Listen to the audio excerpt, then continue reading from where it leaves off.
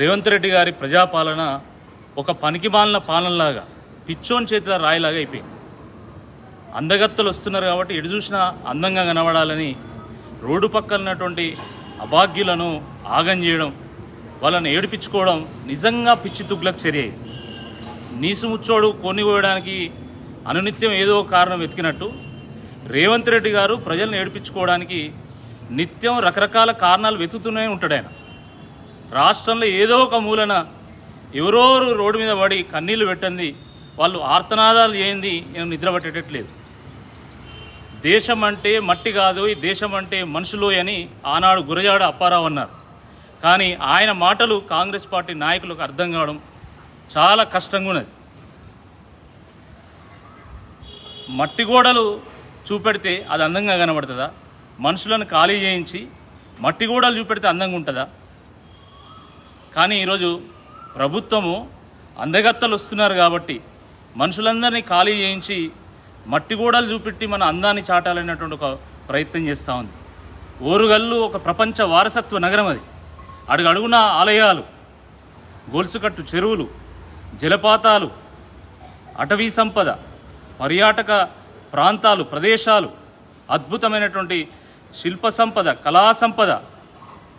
మరి అటువంటి నగరంలో ప్రజలు కన్నీరు పెట్టినప్పుడే అది నిజమైనటువంటి అందం అని చెప్పి, అదే మన ప్రాంతం యొక్క అందాన్ని పెంచుతుందని చెప్పి ఈ సందర్భంగా గుర్తు చేస్తూ ఉన్నాం. రేవంత్ రెడ్డి గారి ప్రభుత్వం వ్యవహారం ఎట్లున్నదంటే అందంగా కనబడడానికి కనుబొమ్మలు గీకించుకున్నట్టున్నది.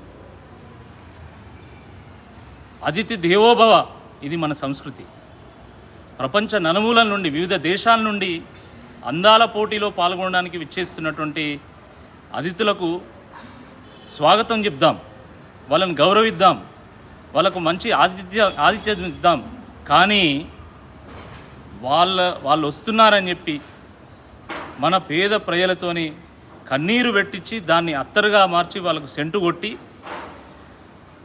వాళ్ళ ఆర్తనాదాలతోని సన్నాయి మోగించడము ఇది సమంజసం కాదు. దీన్ని ఎట్టి పరిస్థితుల్లో ప్రభుత్వం విరమించుకోవాల్సిందిగా ఈ సందర్భంగా నేను గుర్తు చేస్తూ ఉన్నాను. అందగత్తలను తిప్పినంత మాత్రాన మన ప్రాంతం యొక్క అందం పెరగదు. అందమైనటువంటి పరిపాలన చేసి ప్రజలు ఆనందంగా ఉండేటట్టు చేస్తే అప్పుడు మన ప్రాంతం యొక్క అందం పెరుగుతుంది అనేటువంటి వాస్తవాన్ని రేవంత్ రెడ్డి గారి ప్రభుత్వం గుర్తుపెట్టుకోవాలి.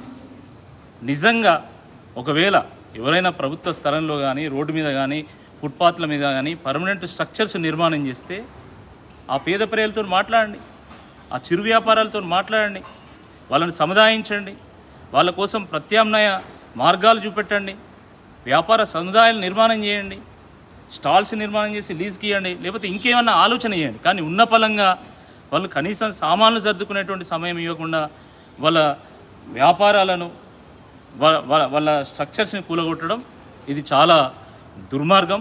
ఇది ప్రజాపాలన అనిపించుకోదని చెప్పి ఈ సందర్భంగా గుర్తు చేస్తున్నాను. ఎవరి మెప్పు కోసమో మన ప్రజల్ని ఏడిపించడం ఏంది? ఇదేం ప్రజాపాలన? అసలు కనీసం ప్రజలతోనే మాట్లాడడం అనేటువంటి ముచ్చటే ఉండదా? ఇదేనా మీ సంస్కృతి? ఇదా ప్రభుత్వం చేయాల్సింది? ప్రభుత్వం అంటే బుల్డోజర్ వేసుకొని పోయి కూలగొట్టుడేనా? రేవంత్ రెడ్డి గారి ప్రభుత్వం వచ్చిన దగ్గర నుండి రాష్ట్రంలో ఎక్కడ చూసినా విధ్వంసమే, నలుమూలలో అదే జరుగుతున్నది కదా. ఈరోజు కట్టడాల కంటే కూల్చివేతలు ఎక్కువ ఉన్నాయి కదా. అసలు ప్రజల మీద కనీస ప్రేమ, సోయి ఉన్నదా? ఒకవైపు అకాల వర్షాలతోని మొత్తం రాష్ట్రంలో ఈరోజు పంటలన్నీ నష్టపోతున్నాం. మనం వడ్లు వనక తడిసి ముద్దవుతున్నాయి, రైతులు కన్నీరు పెడుతున్నారు. వాటిని పట్టించుకోకుండా 200 కోట్ల రూపాయలు పెట్టి మీరు అందాల పోటీలు పెడతారు. అందాల పోటీలు తర్వాత కూడా పెట్టుకోవచ్చు. ఇప్పటికిప్పుడు పెట్టాల్సినటువంటి అవసరం ఏముంది? కొంపలు మునిపోయేది ఏమున్నది? 4 రోజుల తర్వాత కూడా పెట్టుకోవచ్చు కదా.